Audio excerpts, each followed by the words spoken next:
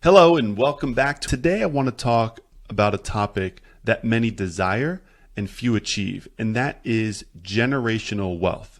So this is wealth that lasts beyond just your lifetime, but continues for multiple generations. The question is, well, how do we achieve it? Is it simply by making ungodly amounts of money so that there's no way it can ever be spent? I would argue no, that's not it.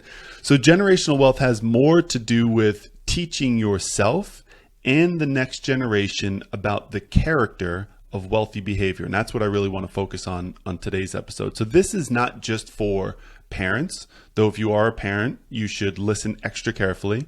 But this is for people who want to start families in the future. This is for the grandparents who want to help their children and grandchildren learn the language of money. Today is all about the tips and tricks to learn good money habits. So let's jump right in.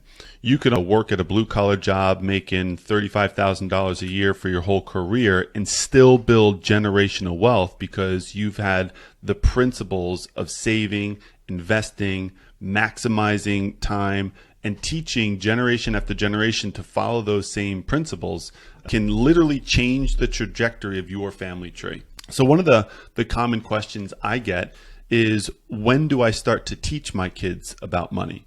So I think the answer is as soon as they're old enough to not swallow the coins.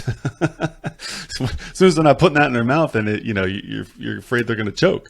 So research shows that money habits and attitudes are formed by the age of 7. So start having conversations with your kids around ages 3 and 4 and then continue them. So my kids are 3 and 5 right now, and we are teaching them the basic concepts of money. So one of the first things we did was we introduced them to cash and coins and had them understand the differences, identify the differences, the value. So a quarter is worth 25 cents. A dollar is 4 quarters. So you start doing just very basic type of math, and then also explain to them what money is used for. So, when we're grocery shopping, we show them, hey, we need money to buy our food. Oh, you want to get this toy from the toy store. It's going to take money to buy this toy. How many dollars is this stuffed bear? It's a $7 stuffed bear. So let's take $7 out of the wallet and show them, give them real life examples so they can see and use money. Here's the point is, while they may not understand everything today, they are forming long-term memories right now. And when they are old enough to recognize money and have their, earn their own money, when they get their first babysitting or lifeguard gigs when they're in high school, they will remember back. They'll have early memories at 3, 4, 5, 6 years old. I heard a guy, one of the things he does is he calls it the receipt tip. And every single time he makes a purchase, he shows his kids the receipts. And now his kids are, older in high school, and they say how they remember, wow, my dad's been doing this whole receipt thing, for as long as I can remember. So they've been introduced, they recognize they were introduced to money concepts at a very, very early age. So doing it over and over is what creates the habit when they get older, when they're able to do more complicated, math problems, and not complicated math problems, but just basic, addition, subtraction, multiplication, and division. One of the ideas that I thought is so cool for a parent out there, if you have a clear jar, could be a mason jar, could be any sort of clear jar. On the outside of that, you can make little marks with a marker and give your kids goals to fill up, whether it's with quarters or pennies or dimes or dollars or whatever you want to, however they're earning, or getting money to save in there.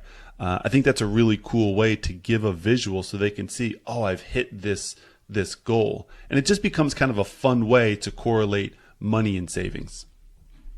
When you're teaching the basics, you want to start with money, with real currency, because it is very visual. But then you use things like the receipts or some of the other things we'll talk about today that give them the opportunity to be introduced. But when, I'm talking about young kids, right? This is where parents should start, right? Introducing the cash and coins, using clear jars. The other, just really important thing is just be a great example. So every parent out there knows how observant their kids are, right? right? Raise your hand right now if you're a parent and your kid has said something that you were not very proud of, but they're just repeating something that you had already said. They're terribly observant.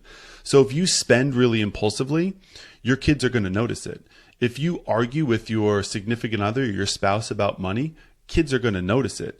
If you never talk about money, kids will notice this. So money is everywhere in our society. So be a great example and a leader in the household as a parent, as it relates to just the topic of money. Now, once kids start to get older, so we're talking about elementary, middle school age children. So now education level of kids is starting to increase, right? They can do basic math problems.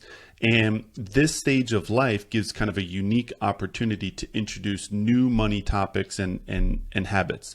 So one of the things I think is so important, I don't know if you had an allowance growing up, or if people you knew, friends, had allowances. I never had an allowance growing up, but I was always given the opportunity to earn money. So I worked, very, very early. Some of my early jobs were shoveling snow out of driveways, paper routes, and things of that nature. Even like helping my parents with certain things on the weekend, yard work and things that, I could earn a couple of bucks in cash. But children need to understand how the money system works, and just the basic concept. I think we've talked about this before, but most people's experiences in the workforce is just the simply exchanging time for money. Now that's, as you mature and grow, that's not the only way to earn money, right? You can create value, but teaching children the opportunity to just earn money and how that works, I think is better than just paying them for being. The lesson that we often talk to adults about: wait a day on that decision, wait a week, sleep on that. Really, the principle you're teaching is not making decisions in a heightened state of emotion. You never want to make any decision, specifically financial decisions, when you're too excited or you're down or depressed or something like that. You want to make those decisions when you're clear-headed, clear mind, and you have a vision of what it is you're trying to accomplish. Another lesson I think is really important, and we've actually already started this with our kids, is teach kids the value of giving. Giving is a principle that Teresa and I always live by throughout our marriage and even previously. And I think that one of the biggest benefits of giving and teaching about giving is it takes the focus off of yourself. So it teaches humility, gratitude. It gives you a little bit broader sense of like, hey, like it's so easy for us to get so self-centered and like, what do I not have? And we see, if you're a kid, you see the kid at school who's got the better shoes or the newer Jordans or the whatever it may be, the newer bike, and they got it quicker and sooner and faster. And there's always somebody like that in our lives, right? So giving really takes the focus off of yourself and what you don't have and gives it to other people. So it doesn't just impact the people you're giving to, but it also impacts you, the giver. We teach our kids the principles of tithing, which is just giving the first 10% of everything that we make. So we do that through our local church, but any organization that the kids care about. Maverick loves animals, so he gives to the World Wildlife Foundation, WWF, and he gets his little pamphlets on, pandas and whales and different things. I think that giving doesn't always have to be money. So we always talk about you can give your time, your talent, or your treasure. So you were giving your time, right, and your effort. And you were going to, Mrs. DeShield's house and shoveling. You can give your talent, so something that you're good at, right? If you're really good at golf, you can teach golf lessons to, kids who are trying to learn golf, or teach, golf lessons to, people who are looking to do that. I used to volunteer and teach surfing, which is funny because I don't know how to surf. But that's a different conversation. Or you can give your treasure, right? Time, talent, or treasure. Treasure would be just, giving of money. Another really cool thing at this stage of the game for parents is this is where you can establish custodial accounts, right? So these are accounts that the money belongs to the children, but you as the parent really are kind of the owner. You're what we call the custodian. So technically the kids are the owner, but you're the one who's acting and making the decisions on behalf of the child. So there's some, there's a guardian who's overseeing that. So this is a way for you not to only help money grow, but to start to teach our kids about investing. So our kids have custodial accounts, and we started to invest in different companies. Not that the things that I think are going to make the biggest returns, but I want to invest in things that the kids are familiar with. So, and by the way, this is not by any means investment advice, but just kind of some information. We invest in things like Disney, McDonald's, Mattel. So toy companies, they go to McDonald's, they get the Happy Meals. They love the Disney characters and movies. They've been to Disneyland. So now what I get to do, and they don't understand today that they own Disney stock or they're a part owner of that company.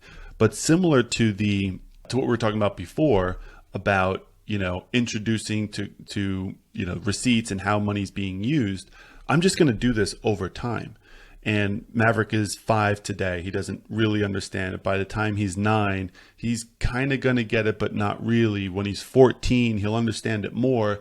But now he's going to have 10 years of memories of me telling him, hey, you've owned this. And now I can pull up a statement and say, hey, look at what this has done for you over the last 10 years.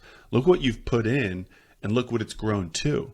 And it's just that basic principle of trying to resonate and connect with them on a level that they understand, even though maybe there's better investments in companies and things like that. I care about that less, because what I care about more is teaching them, even if the companies do bad, even if they lose money, that's a great lesson, I think.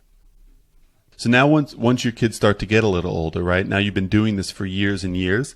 It's probably time to, if you have high school age kids or older, introduce them to the banking system. So maybe they've had a custodial account that you've had and operated for them for years, but now they're old enough. A lot of banks will have student or high school account options that have no fees. It allows parents to monitor and restrict certain types of activities so they're not spending crazy. They may even get like a debit card or an ATM card.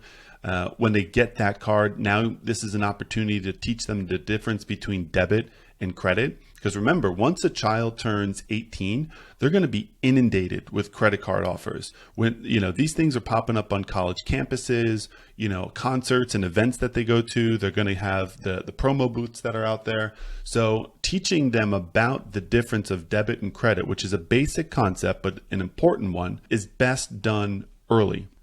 And with that bank account, maybe they're opening the checking and a savings, right? That savings account is going to earn interest, whatever minimal amount it is today, could be more in the future, who knows? But the point is, now you can start having the compounding interest conversation. So again, we're slowly introducing kids over a period of years, right, throughout their lives to different money topics. But, compounding interest is one of the most important concepts to understand. There's a lot of great tools, games, articles, things that are available for free on the internet in different places to make that, fun and easy, especially if you, the parent, the grandparent, the adult, are uncomfortable with having that conversation. There's a lot of great resources to help you have that conversation with a 15, 16, 17-year-old, but it's a really, really important one. I think that anybody listening, specifically parents, have a real opportunity to change the trajectory of your family tree. These conversations are not always easy. And also remember, kids are very easily distracted, and it definitely takes time and intention. So the child is not going to understand any of these topics we've talked about today in one sitting. They're not going to, you're going to have good weeks and bad weeks. And again, we've all experienced that to some extent. But these types of conversations will pay literal dividends and have an impact for generations to come. So do us a favor, share this episode with a parent, a grandparent, an aspiring parent, because our hope here is to encourage, inform, and to motivate the listener to take action. Start these conversations in your house today. I am Andrew Martz. We'll see you next time.